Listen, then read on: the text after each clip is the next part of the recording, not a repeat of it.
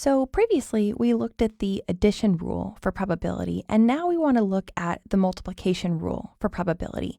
When we talk about the multiplication rule, we have to consider both independent and dependent events. We're going to use the multiplication rule in two different ways, depending on whether or not our events are independent or dependent. But first, let's just start with the multiplication rule itself. The multiplication rule tells us that the probability of events A and B both occurring is equivalent to the product of the probability that event A occurs and the probability that event B occurs. And we've just written this multiplication rule in two different ways. The first way using this intersection notation, and the second way using the word and. Remember that this intersectional probability symbol represents this idea of and probability. And so to write this as the probability of A intersection B, or the probability of A and B, is really just expressing the same idea, just written in two different ways. Let's start looking at this multiplication rule when we use it to apply just to independent events. So independent events are events that don't affect each other. Think about two separate coin flips. The result of the first coin flip doesn't affect the result of the second coin flip. Or rolling a die, picking it up and rolling it again. Those two die rolls are independent of each other. What I get on the first roll doesn't affect what I get on the second roll. So if we have independent events and we want to find the probability that they both occur, we call that a joint occurrence, and we multiply the individual probabilities of the two events. In other words, let's just take the classic example where I'm flipping a coin 2 times and I want to know the probability that both coin flips come up as tails. That means that event A is getting tails on the first flip and event B is getting tails on the second flip. So I could write that probability as the probability of tails and the intersection of that with tails. I could also express this as the probability of tails and tails, or sometimes we'll see this written as the probability of just tails, tails. But we're trying to indicate the same joint occurrence in each of these three representations. And no matter which representation we use, our multiplication rule formula tells us that the probability that we get tails on the first coin flip is of course just 1/2. Because if I flip a coin, assuming it's a fair coin, there's a 50% chance I'll get heads and a 50% chance I'll get tails. So I have a 1 in 2 chance of flipping tails. So the probability of event A is 1/2. And then I need to multiply that by the probability of event B. Well, event B is getting tails on the second coin flip. And that second coin flip, really, if I pick up the coin again after flipping it the first time, I'm now holding that coin in my hand, and it doesn't matter whether I flipped heads or tails previously. I now have a coin held in my hand, I'm about to flip it, and it has no knowledge of how it previously landed. I have exactly a 1 in 2 chance of getting heads and a 1 in 2 chance of getting tails on that second flip. So the probability of getting tails on the second flip is also 1/2. So the probability of event A is 1/2. The probability of event B is 1/2. I multiply these together and I get 1/2 times 1/2 is 1/4. So the probability of flipping tails 2 times in a row is 1/4. We could also think about this coin flip scenario by imagining all of the possibilities when we flip a coin 2 times. So if we flip a coin 2 times, there are 4 equally likely outcomes. I could get heads and then heads. I could get heads and then tails. I could get tails and then heads, or I could get tails and then tails. These are the 4 possible scenarios, the 4 equally likely outcomes of flipping a coin 2 times in a row.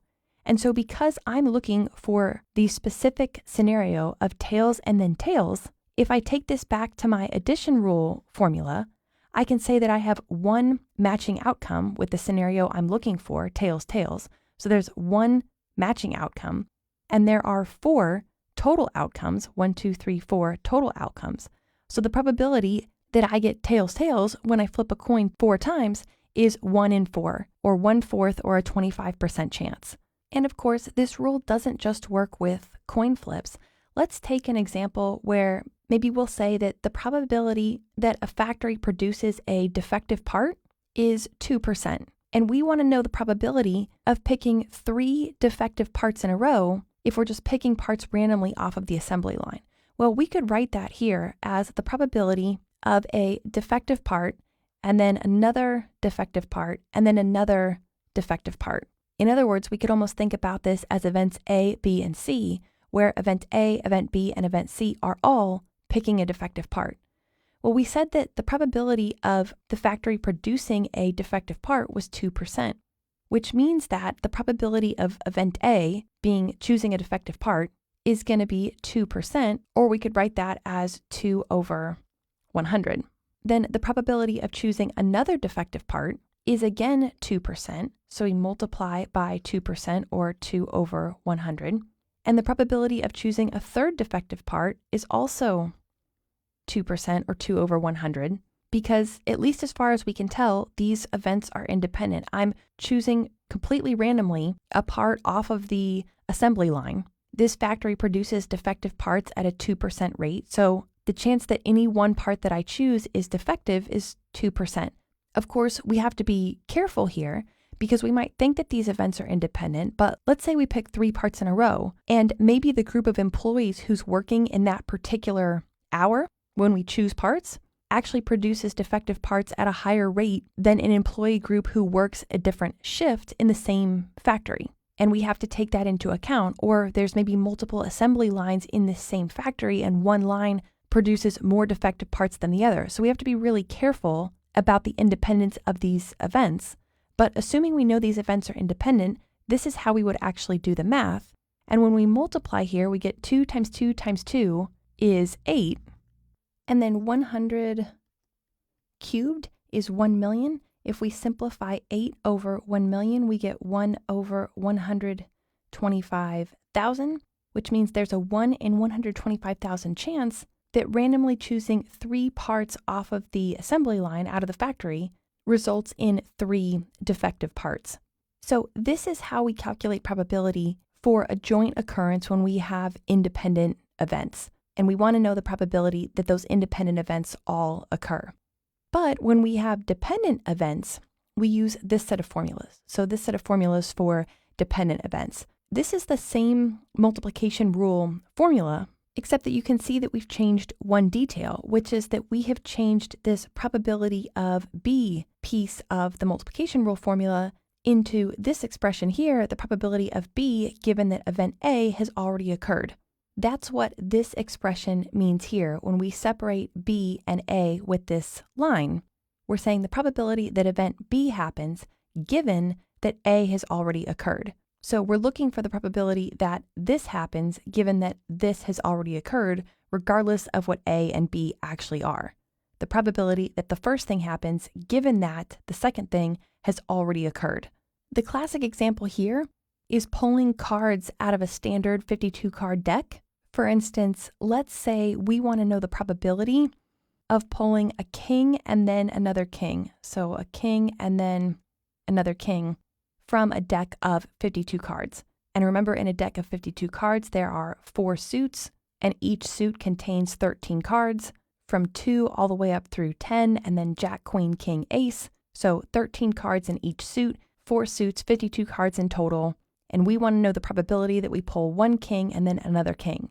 Well, we could do this as an independent events problem, assuming that after we pull the first king, we put it back into the deck before pulling another card.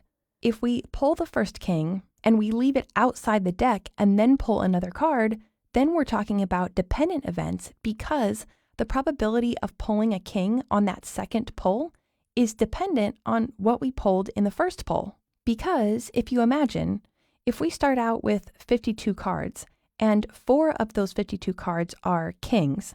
If we pull a card from this 52 card deck and we don't replace it, then when we go to pull a second card, we're only going to have 51 cards to pull from because one of the cards is missing. We already pulled it in our first pull. There's only 51 cards left in the deck from which to pull. And so right there, automatically, we know that we're looking at dependent events if we don't replace that first card.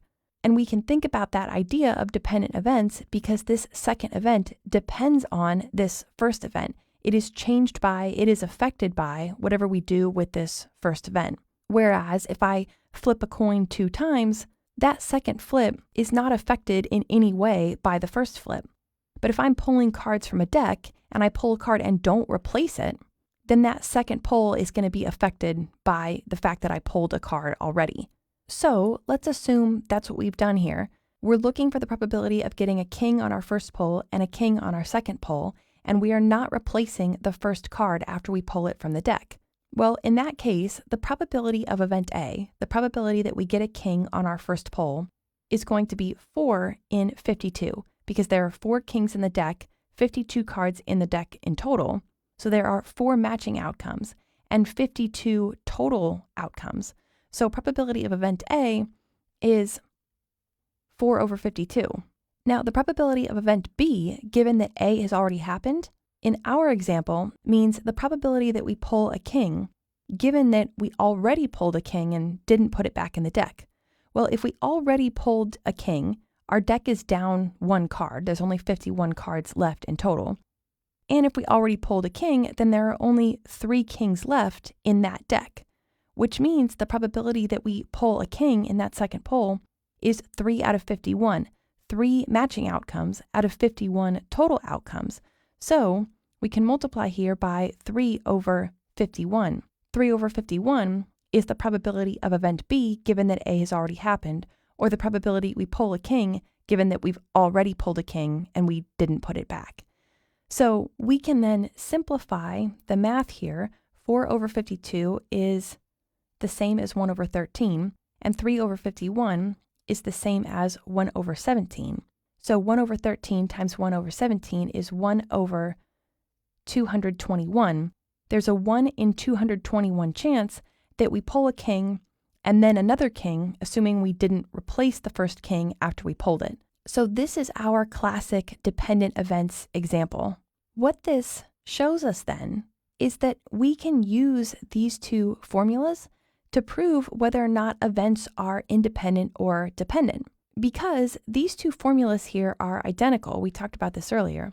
These 2 formulas are identical except that we're saying here P of B, the probability of B, is getting replaced with the probability of B given A. Other than these 2 things here, the formulas are identical, which means that if we can show that the probability of B is equal to the probability of B given that A has already happened, in other words, if we can show that these 2 values are equivalent, then we know that the events have to be independent. Because what this is saying is that the probability of event B happening, given that A has already happened, is the same as the probability that B happens. In other words, event A happening had no effect on the probability of event B happening. If event A already happened, event B is totally unaffected. And if it's totally unaffected, that means that B must be independent from A because A has no effect on B. So if we can show that this relationship holds, then the events have to be independent. Think back to our coin flip example from earlier. If we say that event A is flipping heads on one flip and that event B is flipping heads on a second flip, we know that the probability of event B flipping heads on this coin flip is 1/2. So the probability of event B is 1/2. And this probability here, the probability of event B given event A, we can think about as the idea that we flipped the coin once and we got heads on that first flip. Now we're looking at event B, we've picked up the coin again, and we're looking at the probability of flipping heads given that we flipped heads on the previous coin flip. Well, this second coin flip is totally unaffected by whether we got heads or tails on the last flip. So the probability of B given A, meaning the probability of flipping heads given that we flipped heads last time, is still just 1/2. So we can say the probability of B given A is 1/2. And so then because these 2 values are equivalent, the resulting logical conclusion here is that A and B must be independent of one another. They must be independent events because we showed that this equation was true here, that these 2 probabilities were equal, and therefore that the probability of B was totally unaffected by event A already happening. And therefore we know that events A and B must be independent. So this is another check we can use for confirming whether two different events are independent or dependent events. But this is how we use the multiplication rule to calculate the probability that two events both occur, the probability of event A and event B both occurring. If the events are independent, we use this formula here. We just multiply the probabilities of the individual events. If the events are dependent, then we're calculating conditional probability because one event is conditional on the other, one event is dependent on the other, and so we replace this probability of event B expression with the probability of event B given that event A has already happened in order to account for the dependence of one event on another. The probability of one event is conditional on the other event, and so we modify our formula in this way to calculate the probability that multiple events are occurring.